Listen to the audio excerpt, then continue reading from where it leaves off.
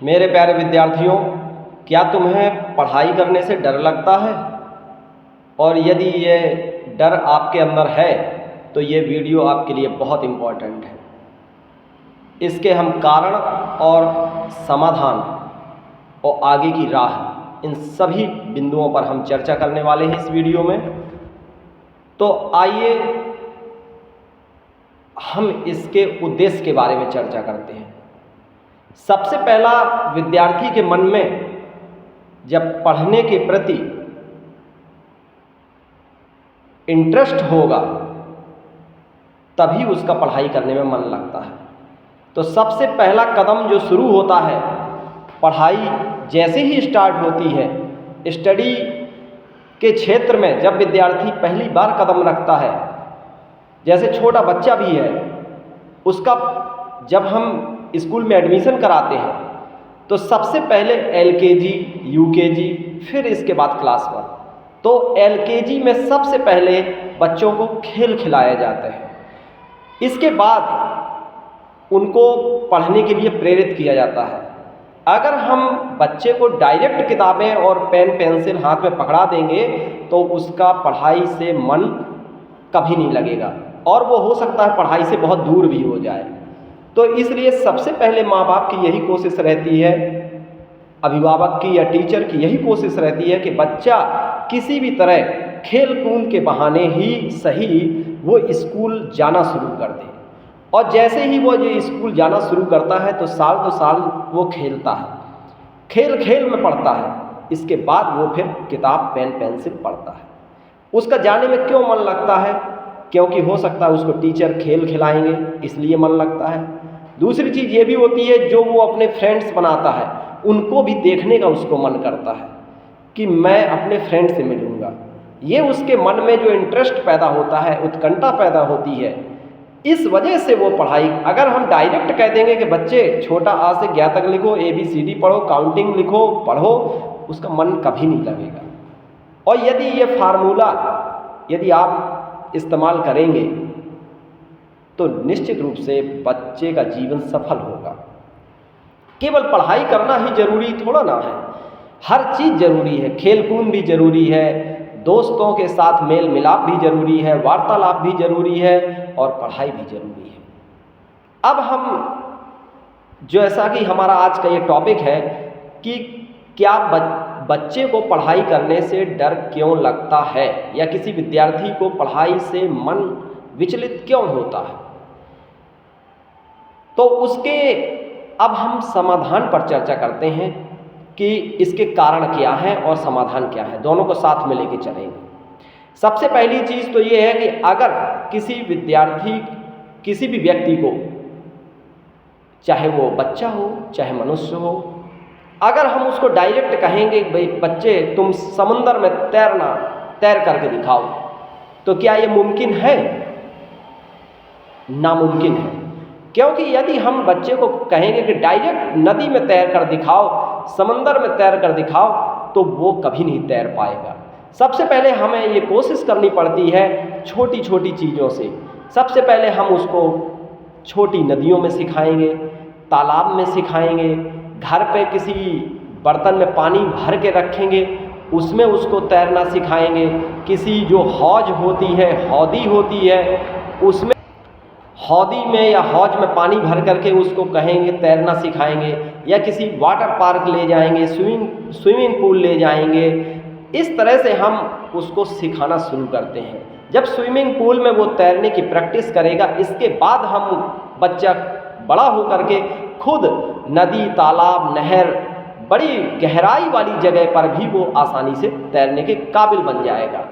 ना कि हम उसको एकदम से गहरे पानी में कभी नहीं उतारते। उसी प्रकार से पढ़ाई का सिस्टम भी होता है। अगर हम डायरेक्ट बड़ी बड़ी मोटी मोटी किताबें पढ़ना शुरू कर देंगे, बड़ा बड़ा कठिन सिलेबस पढ़ना शुरू कर देंगे, हो सकता है हमारा मन नहीं लगेगा और उससे मन विचलित हो जाएगा, आप दूर हो जाओगे स्टडी से। इसलिए हमें छोटे छोटे कदम से बड़े कदम की ओर जाने की कोशिश करना चाहिए। अब बात रही कि इसका समाधान क्या है, क्यों नहीं। अब भाई आपकी उम्र है, मान लीजिए कि 18 साल से ऊपर है, आपका पढ़ाई करने में मन भी नहीं लग रहा है, या 18 से नीचे भी है, और आपने कोई अपना गोल बना रखा है, अचीव कर रखा है कि मुझे ये ऑफिसर बनना है, मुझे ये डॉक्टर बनना है, मुझे ये काम करना है, वो पढ़ाई करनी है। अगर पढ़ाई में मन विचलित हो रहा है तो ये वीडियो ज़रूर देखिए। सबसे पहली चीज़ आपको ये करना है, अपने एक रूम तैयार करना है और उस रूम में आपकी टेबल और चेयर का होना बहुत आवश्यक है। आप जब भी पढ़ाई करें आपको कुर्सी पर बैठ करके पढ़ाई करनी है, लेट करके कदापि नहीं पढ़ना है। कुछ बच्चों को मैंने देखा है कि वो बिस्तर पे लेट के पढ़ाई करते हैं, ये बहुत गलत मेथड है। इस तरह से मन नहीं लगता है, कुछ देर बाद आलस आने लगता है और आप किताबों को बंद करके रख देते हैं और सो जाते हैं। इसलिए आपको कोशिश ये करनी है कि चेयर पर बैठ करके और टेबल पे अपनी बुक रख करके ही पढ़ाई करनी है। अगला स्टेप है कि अपने रूम में चारों तरफ आप किताबें फैला लीजिए, ना कि अलमारियों में सजा कर रखिए। ये सजाने का काम नहीं है, किताबों को पढ़ने का काम है। एक बात ये रही, आप जो भी पढ़ें अपनी किताब में अंडरलाइन करते हुए पढ़ें, पेंसिल से अंडरलाइन करिए, इससे मन एकाग्र रहता है, पढ़ने में मन लगता है। ठीक है, इसके बावजूद भी अगर आपका पढ़ने में मन नहीं लग रहा है तो अपने रूम में स्लो म्यूजिक का इस्तेमाल करें। म्यूजिक अगर आप चालू कर देंगे तो हो सकता है आपका पढ़ाई में मन लगने लगे। क्योंकि आपको मैं उदाहरण बताता हूँ, अपने धर्म की ओर ले चलता हूँ। माँ सरस्वती के एक हाथ में वीणा और एक हाथ में पुस्तक, इस बात का संकेत है, इस बात को आपको संकेत दे रही हैं कि जिस व्यक्ति का म्यूजिक के साथ रुझान होगा, म्यूजिक से प्रेम होगा, संगीत से प्रेम होगा, तो विद्या निश्चित आएगी। इसीलिए उनके एक हाथ में वीणा यानी म्यूजिक और एक हाथ में पुस्तक यानी ज्ञान या बुद्धि। इसलिए स्लो म्यूजिक के साथ आप पढ़ें, मन लगेगा। धीरे धीरे आपका जब मन लगने लगेगा तो फिर इसके बाद आपको जब डिस्टर्बेंस महसूस होगा तो आप ऑटोमेटिक म्यूजिक को बंद करके और किताबों को रात दिन पढ़ोगे। अगला आपको करना यह है कि किताबों का साथ आपको पल भर के लिए नहीं छोड़ना है। कुछ ना कुछ पेज नोट डाउन कर लीजिए, उनको कहीं भी जाइए उनको साथ में लिए रहिए, जेब में लिए रहिए, पॉकेट डायरी एक बना लीजिए। ठीक है, उसको कहीं भी जाइए उसको साथ मत छोड़िए, एक पल के लिए कि आपकी नज़रों से वो दूर नहीं होनी चाहिए बुक्स। ठीक, अगला ये है कि 24 घंटे सिर्फ आप किताबों के बारे में ही सोचते रहिए। जितना ज़्यादा समय देंगे, एक उदाहरण बताता हूँ। एक व्यक्ति मुझसे कह रहा था कि मेरा पूजा पाठ में मन नहीं लगता है। अब जब मन तब लगेगा ना जब आप मंदिर में जाओगे, मूर्ति के सामने बैठोगे, उठोगे, पूजा करोगे, थोड़ा सा दिया बाती जलाओगे, तब तो मन लगेगा ना। एकदम से कैसे मन लगने लगेगा कि तुमसे कोई कहे कि 1 घंटा तुम्हें पूजा में बैठना है, इम्पॉसिबल, कभी नहीं बैठ पाओगे। सबसे पहले तो आप मंदिर जाइए, घूमने के बहाने जाइए, मूर्ति रखिए सामने, सुंदर मूर्ति का देखिए, उनको निहारिए, मन लगाइए, धीरे धीरे आपका मन लगने लगेगा। इसी प्रकार से पढ़ाई का सिस्टम होता है। आप किताबों के साथ रहिए, तो जब आप किताबों के साथ रहेंगे नहीं और फिर कहेंगे कि पढ़ाई में मन नहीं लग रहा है, ये कैसे संभव है बताइए। किताबों का साथ ना छोड़िए, 24 घंटे लिए रहिए अपने साथ किताबें, इसके बाद आपका मन लगने लगेगा। आप सोचिए, तो माइंड से आपको सोचना तो पड़ेगा। जैसे आप मान लीजिए किसी बीमारी को ख़त्म करना चाहते हैं, आप गए, कोई बीमारी हो गई, डॉक्टर के पास गए, आप दवा ले आए, आप दवा सीधे खा लिया और फिर अपने काम में लग गए। इस तरह से दवा फ़ायदा नहीं करती भैया मेरे। दवा फ़ायदा तब करेगी जब उस बीमारी के बारे में आप सोचोगे, और जब खाते हो ना दवा को, मेडिसिन जैसे ही आप लेते हो, खाने के बाद आपको सोचना पड़ेगा कि हाँ, मान लीजिए आपके पेट में दर्द है, तो सबसे पहले आपको दवा खाने के बाद आपको 5-10 मिनट सोचना पड़ेगा कि हाँ, ये दवा अब जा रही है मुंह के माध्यम से, पेट में गई और इसने अपना असर शुरू किया, घुल रही है दवा, अब वो अपना असर कर रही है पेट के अंदर। अब जब आप सोचोगे तो ये जो दिमाग है, ये आपकी बॉडी का कंट्रोलर है, ये नियंत्रण करता है, पूरी बॉडी को नियंत्रित करता है कि ये जब तक आदेश नहीं देगा तब तक वो इलाज हो ही नहीं पाना है। जब आप अपने माइंड से आर्डर देना शुरू करते हो कि हाँ, ये दवा अब जा रही है, ये मेरे पेट में घुलेगी, घुल रही है, अब ये असर कर रही है, फाइट कर रही है, बैक्टीरिया को मार रही है, ऐसा आपको रियलाइज करना है, महसूस करना है। ठीक है, अब मेरा पेट सही हो रहा है, धीरे धीरे सही हो रहा है, पेट का दर्द भी चला गया, अब मुझे आराम है। आप देखेंगे कि 5-10 मिनट बाद आपको निश्चित रूप से आराम मिल जाएगा। अब कुछ लोग क्या है कि दवा खा लिया और टीवी देखना शुरू कर दिए, कहाँ से भैया फ़ायदा मिलेगा। इसी प्रकार से भोजन का हाल है, कुछ लोग टीवी देख रहे हैं, भोजन कर रहे हैं, माइंड संदेश ही नहीं दे रहा कि इससे जो एंजाइम्स निकल रहे हैं, इससे जो प्रोटीन, विटामिन, मिनरल्स, न्यूट्रिशन जो मिल रहे हैं वो मेरी बॉडी को एब्जॉर्ब हो रहा, लग रहा है। तभी तो जब आप उसके बारे में सोचेंगे माइंड से, तब फ़ायदा करेगा। माइंड का इस्तेमाल नहीं करेंगे, कोई भी चीज़ फ़ायदा करने वाली नहीं है। इसी प्रकार से ये है, किताबों के बारे में आपको सोचिए पहले 5 मिनट। हाँ, मैं अब किताबों के संपर्क में हूँ, मुझे बड़ा मज़ा आ रहा है, फील करिए। मुझे बड़ा मन लग रहा है पुस्तकों का अध्ययन करने में, आपका मन लगने लगेगा। अगला चीज़ आपको ये करना है, सबसे पहले जैसे मान लो सरल किताबें पढ़नी है, सरल सिलेबस पढ़ना है, सरल से सरल चीज़ों को पढ़ना है, फिर इसके बाद आपको कठिन चीज़ें पढ़नी है। आपको कोई चीज़ समझ में नहीं आ रही है, कोचिंग का सहारा लेना है, बेस्ट टीचर का सहारा लेना है, जो आपके परिवार में जो लोग सफल हो चुके हैं उन लोगों का सहारा लेना है, कहीं से भी कुछ भी मोटिवेशन चीज़ें मिलें उनका अध्ययन करना है। यूट्यूब पर बहुत सारे मोटिवेशनल वीडियो हैं, उन वीडियो का सहारा लेना है। ठीक है, जैसे कि मैं आपको मोटिवेशनल वीडियो दे रहा हूँ, तो यही वीडियो आप पुनः जब आपकी एनर्जी लॉस होने लगे, पढ़ाई में मन न लगे, आप ये वीडियो देखिए, निश्चित रूप से मन लगने लगेगा।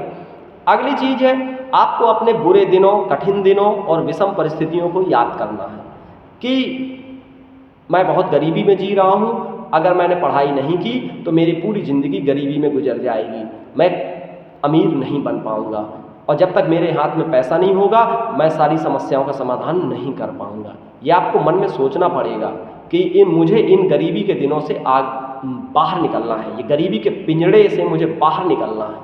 अब उसका एक ही तरीका है, इन कठिन दिनों से, विषम परिस्थितियों से, बुरे दिनों से मुझे बाहर निकलना है, उसका एक ही तरीका है। इनके बारे में जब आप सोचोगे तभी निकल पाओगे। ठीक है, अगली बात है, अब आपने जो गोल तैयार किया है उसके बारे में ये सोचिए कि मैं अगर मैंने पढ़ाई नहीं की, ये मुझे गोल नहीं मिलेगा। जब लक्ष्य नहीं मिलेगा तो फिर मैं क्या करूँगा, फिर तो मेरी ज़िंदगी बर्बाद हो जाएगी। जब आप ऐसा सोचेंगे ऑटोमेटिक पढ़ाई में मन लगने लगेगा। अगला स्टेप है कि आपको ग्रुप में पढ़ाई करनी है। अपने ग्रुप डिस्कशन करिए, दोस्तों का एक समूह बनाइए और बिना ईर्ष्या भाव के आपको जो नॉलेज है वो उनको परोसिए, उनका जो नॉलेज है वो आप गेन करिए, अटेंड करिए। इस तरह से आपको निश्चित रूप से एक दूसरे को जब विचारों का आदान प्रदान करेंगे मन लगेगा। ठीक है, म्यूजिक के इस्तेमाल करिए, जहाँ भी आपको पढ़ाई में मन न लगे संगीत के साथ आप हो जाइए, निश्चित रूप से मन लगेगा। जब आपका पढ़ाई में मन न लगे, रूम में अकेलापन आपको काटता है, कुछ बच्चों को मैंने देखा है कि अकेले रहने में उनकी पढ़ाई नहीं होती है, अकेलापन उनको काटता है, तो किसी दोस्त को शामिल कर लीजिए जो उसी स्ट्रीम की तैयारी कर रहे हो जिस स्ट्रीम की आप कर रहे हैं, उसको आप अपने साथ रखिए। ठीक है, दोनों एक दूसरे के साथ रहेंगे, पढ़ने में मन लगेगा, कंपटीशन का भाव आपके अंदर जागेगा। वो जितनी दोस्त मेरा जितनी देर पढ़ेगा उतनी देर मैं भी पढ़ाई करूँगा। इस तरह से जो कंपटीशन, प्रतिस्पर्धा की जब भावना होती है, पढ़ाई में अपने आप मन लगने लगता है। अगली चीज़ है कि बुरे दोस्तों का साथ छोड़ दिए, जो आपका समय बर्बाद करने वाले लोग हैं, जिनके साथ आपको रहना पसंद नहीं है, उनका साथ आप छोड़ दिए। मजबूरी में या संकोच में बिल्कुल ना रहिए। ठीक, दूसरी चीज़ है, यदि आप के अंदर कोई ड्रिंकिंग या स्मोकिंग का शौक़ है तो ये आपको छोड़ना पड़ेगा, क्योंकि ये जो नशें होती हैं ये माइंड की जो नसें हैं उनको ये शिथिल कर देती हैं, ड्रिंकिंग और स्मोकिंग। इसलिए एनर्जेटिक आप रहोगे नहीं, बिल्कुल बेहोशी की अवस्था में 24 घंटे रहते हो, आपका मन नहीं लगेगा। अगला चीज़ है कि रेगुलर एक्सरसाइज आपको करना पड़ेगा। प्रातःकाल आपको सूर्य का चेहरा जरूर देखना पड़ेगा। सूर्योदय के पहले ही आपको जाग जाना है। आपको ये सोचना है कि सूर्य मुझे ना जगाए, मुझे सूर्य को जगाना है। ठीक है, और एक्सरसाइज आप ये ना सोचिए कि मेरा एक्सरसाइज में 1 घंटे समय बर्बाद होगा, आधा घंटा समय बर्बाद होगा। वो आधा 1 घंटा आपके 5-6 घंटे की पढ़ाई को 2 घंटे में कवर कर देगा भैया मेरे। तो इसलिए ये ध्यान रखना है कि आपको रेगुलर एक्सरसाइज जरूर करनी है, क्योंकि एक्सरसाइज करेंगे पूरा बॉडी आपकी एनर्जी से भरपूर रहेगी। आप जो चीज़ पढ़ोगे ना, तो वो जो 6 घंटे में पढ़ पाते थे वो आप 1 घंटे में पढ़ ले जाओगे। सब एनर्जी का खेल है। इसके बाद ये अगला स्टेप ये है कि आपको टाइम टेबल बना के पढ़ना है। आपको अपने आप को बांधना है, कसना पड़ेगा अपने आप को कि जैसे अब मुझे 5 से 6 ये विषय पढ़ना ही है, 6 से 7 ये विषय पढ़ना ही है, 7 से 8 ये विषय पढ़ना ही है, सुबह क्या पढ़ना है, शाम को क्या पढ़ना है, दोपहर को क्या पढ़ना है। टाइम टेबल निश्चित बनाइए। अपने खान पान पर ध्यान रखिए, ठीक है। फास्ट फूड मत खाइए, एनर्जेटिक और न्यूट्रिशन वाली चीज़ों का इस्तेमाल करिए। आपको ये जब तक आपके शरीर में एनर्जी रहेगी तब तक आप ज़्यादा वर्क कर पाओगे ना। वर्क एफिशिएंसी भी आपके अंदर, कार्य क्षमता भी बहुत ज़्यादा होगी। आप जब ज़्यादा एनर्जी आपके अंदर रहेगी आप काम लंबे समय तक कर पाओगे। अगली चीज़ एक टाइम टेबल बना के पढ़ना है। अगला स्टेप ये है कि अपने ज्ञान का आपको मूल्यांकन करते रहना है कि मैं कहाँ था, अब मेरे अंदर कितना इम्प्रूवमेंट हुआ, अब मुझे और कितना सुधार करने की ज़रूरत है, और कितना प्रोग्रेस करने की ज़रूरत है, ठीक है। उसी अपने गोल के अकॉर्डिंग अब मैं गोल से कितना दूर हूँ, अब मुझे गोल के नज़दीक कितनी और मेहनत करनी है। ये सब आपको मूल्यांकन, इवैल्यूएशन आपको करते रहना पड़ेगा। अगली चीज़ है निगेटिव विचारों और निगेटिव लोगों, इन दोनों से दूर रहिए। क्योंकि जो आपके पास नकारात्मक बातें करते हैं, अरे यार ठीक है, पढ़ लिया, हो जाएगा सिलेक्शन, कितने साल लगेंगे, 1 साल 2 साल 3 साल हो ही जाएगा, इस तरह के लोगों से आप दूर रहिए। क्या जीवन भर आप तैयारी करते रहेंगे हैं? कुछ लोग तो ये भी कहेंगे, अरे यार बहुत पैसा है तुम्हारे परिवार में, बहुत खानदान में बहुत पैसा है, क्या ज़रूरत है तुम्हें पढ़ने की, कोई ना कोई बिजनेस कर लेना, ठीक है। अरे अपनी भावनाओं को मत दबाओ, ठीक है। वो बात अलग है, आपका बिजनेस में मन लगता है तो बिजनेस की ओर आगे कदम बढ़ाइए। पढ़ाई में मन लगता है, ठीक है, आपको कोई गवर्नमेंट जॉब करना है उसमें मन लगता है तो वो काम करिए। जिस चीज़ में आपका मन लगे उस काम को करना है, ठीक है। जोर ज़बरदस्ती अपने माइंड पर नहीं करनी है, क्योंकि माइंड को अपने स्वतंत्र रहने दीजिए, फ्री रहने दीजिए। वो जो सोचे वो करिए।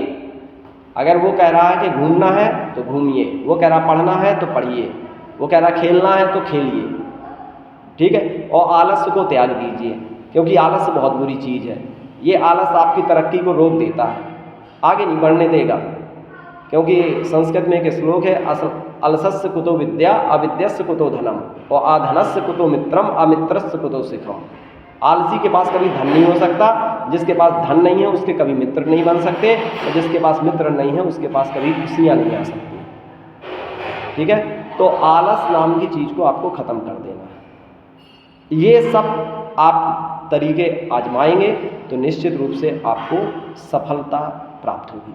और अगर आपको कहीं मन में संशय है, आपके जीवन में कोई प्रॉब्लम है, समस्या है, तो आप कमेंट बॉक्स में लिख करके अपनी प्रॉब्लम को बता सकते हैं।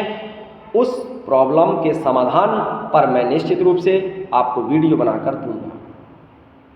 किसी भी प्रकार की कोई प्रॉब्लम है, सामाजिक समस्या है, आर्थिक समस्या है, कोई भी प्रॉब्लम आपके जीवन में आ रही है, उसका आप फेस करने में अक्षम है, आप मुझे बताइए, मैं आपकी समस्या को सॉल्व करने की कोशिश करूँगा, ठीक है।